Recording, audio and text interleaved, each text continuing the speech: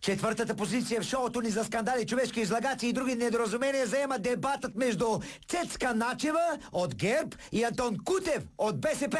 Актуалната в последно време тема: имало ли е купуване на гласове на изборите в село Брест? Ние говорим днес за това дали изборите да бъдат 2 в 1, а просто да спрете да купувате гласове всички. Всички да спрат да купуват гласове. Всички да спрат да допускат такива, нека да ги наречем грешки. Нека да ги наречем грешки. Вижте, купени избори според мен лично не са сладки избори. Ето, виждате ли как се подхвърля нещо в общественото пространство и в момента, по начина по който излиза, вие просто като че ли вече вярвате. Чакайте малко, какво се подхвърля? Аз не говоря за вас. Аз не говоря за вас, аз говоря и за БСП. ГЕРБ е единствената партия, която на плаката на кандидата си е записала, че купуването на гласове е престъпление. Тогава какво прави вашия кандидат там, където се раздават пари? Значи той не купува гласове. Ама разбира се, че не е купувал гласове. Давал им е пари на заем срещу политическо обещание. Значи той не купува гласове. А там, където се раздават пари, какво прави? Значи, просто не би могло да се твърди, че един факт на раздаване на пари означава купуване на гласове.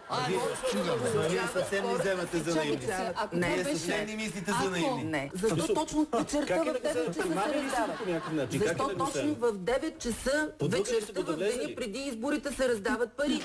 Нали всички това питат? Защо точно в 9 преди изборите кандидат кмета раздава пари? От тук започнахме. Защо точно в 9 часа вечерта в деня преди изборите се раздават пари? Кой е този, който раздава? Ами, не мога да ви отговоря на този въпрос, защото нашия кандидат в ролята на какъв? Той отива там, защото е повикан от хората. Знаете ли по селата, когато няма? Той е кандидата на ГЕРБ. Вярно е, че е кандидата на ГЕРБ, но той е най-авторитетният и представителният човек в селото, който има доверието на своите съселени. Той за това е потърсен, защото там започва да назрява скандал. По начина, по който предходната седмица кмета на Голянска община, представител на БСП, е затворил този цех, за да не се стига до ексцесии в деня на изборния ден. Тайна забулва раздаването на пари в село Брест вечерта преди избори. Тайна, друг път.